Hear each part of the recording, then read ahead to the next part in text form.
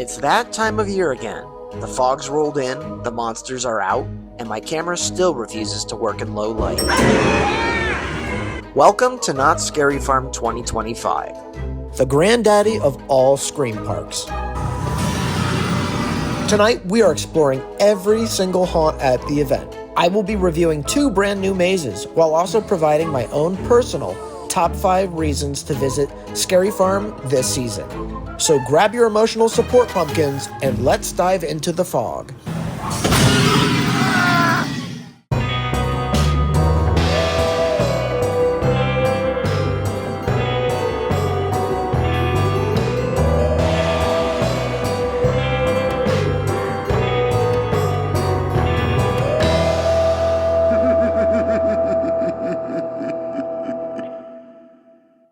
Welcome back to Spooky Horizons, where we spend our free time wandering through haunted mazes, being chased by grown adults in rubber masks. Now, onward we go. Let's start off with the new mazes for this season. First up, the zoo. It's like your local zoo, but with less conservation and more carnage. Veterinary surgery, you mean surgical alteration. Imagine Jurassic Park if the park ran out of funding halfway through. And now the animals unionized. The concept is simple. Scientists and zookeepers create hybrid animals for military purposes, like you do. And then everything goes horribly right. You're surrounded by cages, screams, and hordes of things that used to be animals. It's chaotic, it's gross, and it will have you questioning evolution. Whoa! But wait. There's more. After 11 p.m., they turn the lights out, and then they hand you a flashlight and say, good luck with that. And that's when this maze really earns its claws. Suddenly, it's scarier, it's more intimate, and you'll notice details you might have missed before. Before the lights out version, I might have gave the zoo 4 out of 5 spooky pumpkins. But with the lights out option, I'm giving it a perfect 5 out of 5 spooky pumpkins. Next up is Mary, the Haunting of Worthome. That name's a little weird, right?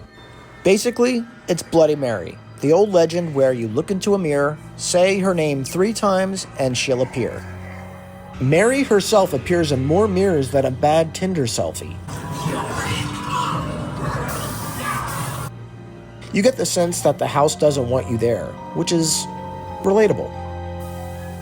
The immersive, creepy atmosphere was all there. Until there were some technical hiccups. Someone kept turning on the lights mid-maze. It happened both times I went through, so maybe it's just haunted by an overworked electrician? Eventually the lights went out and we continued on. Overall, the sets are gorgeous, the concept is great, but honestly I found it a little confusing. Still, I think Mary has solid potential, and we look forward to seeing it evolve next season. If your childhood fear was being scolded by a Victorian woman in the dark, then congratulations, this maze is your therapy. For now, Mary the Haunting of Worthome gets 3.5 out of 5 spooky pumpkins. Of course, Scary Farm still brings back their classics. They're like toxic exes. You know exactly what you're getting into, and yet you still keep going back. You have the gory love letter to 80s and 90s horror flicks, Cinema Slasher. It still delivers scares while thrusting you right into a variety of horror movies. Some of the effects were missing, like the bear at the window or the foggy water effect around the boat, but overall, it was a top 3 for the night. At least they brought back Stabby the Popcorn Slasher. He's the true star of this maze. The Chilling Chambers still provides comforting Scary Farm nostalgia, featuring some haunts from seasons past, like the Dollhouse and the Asylum. And of course, nothing says Happy Halloween like elephants passing gas in your face.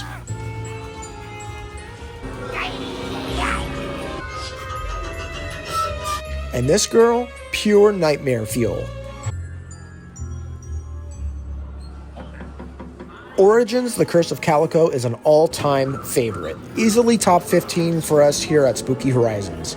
It's very obvious that a lot of the scare actors that once populated this maze in the past have been repurposed elsewhere.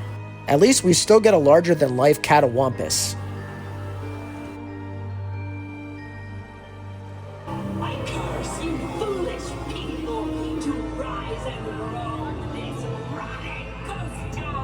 Oh, Not the gripe again, but that giant witch hand at the end still doesn't work, which makes me think Origins is starting to show its age. It's not working again? But we can't help but love her for the legacy she leaves.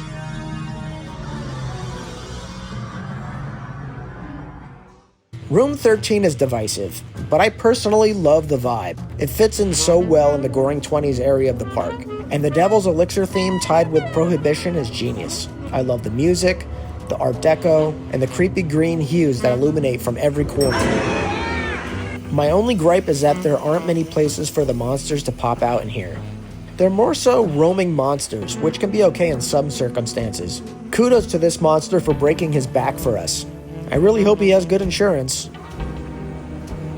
I lied. One more gripe. The fountain wasn't working. How are they supposed to make the Devil's Elixir if the fountain isn't working? Come on, guys.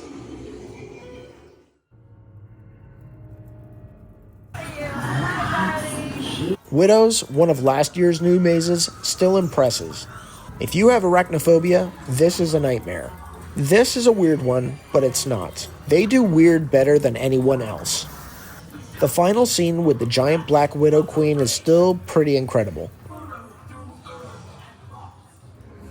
On to the other new maze from last year, the very, very confusing 8 Fingers 9.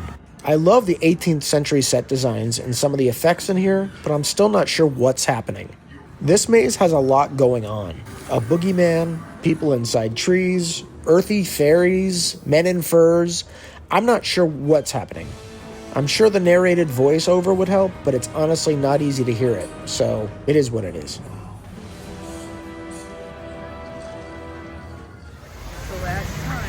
And then there's the 2 retiring mazes, starting with the very weird, yet creepy Grimoire. I love this maze for its art direction, going from the 1980s into a black and white World War I battlefield, but this one is also very confusing.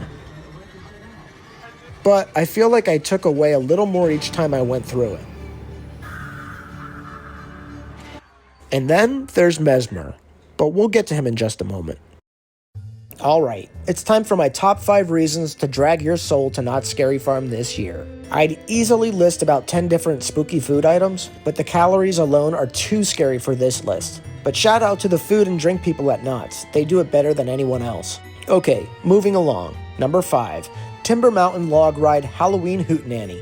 It's the only place where you could be serenaded by pumpkin-spiced hillbillies before being violently plunged into the dark.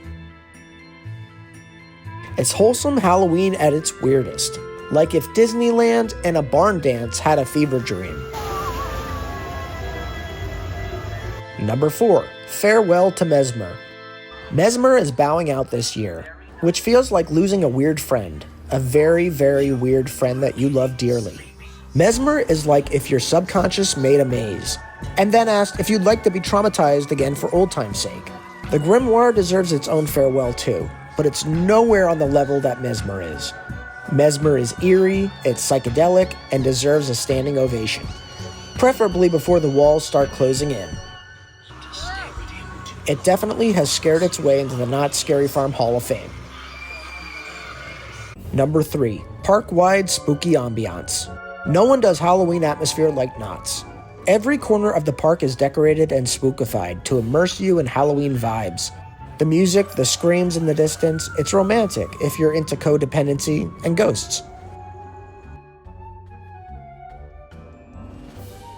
Other big theme parks should take notice and learn a thing or two from Scary Farm on how to really go that extra mile. Number 2, the zoo, lights out. This is Scary Farm's most immersive experience of the year. Like a trust fall, but the floor bites back. It's terrifying, it's immersive, and really makes you appreciate indoor plumbing. Both new mazes this year are worth making the trip to Scary Farm, but the zoo is the one that really delivers. Number 1, the scare zones. These were the real MVPs of the night. All of them were alive with fog, fear, and more scare actors than you could shake a leg bone at. Knott's doesn't just build scare zones, they build nightmares with foot traffic. Every zone had its own vibe. Forsaken Lake has a creepy funeral procession. We rarely get to witness this, but it's such a unique touch to this area that it sets it apart from the others. Carnival unleashed a clown army. So many that we didn't know if the actors were doing costume changes between scares.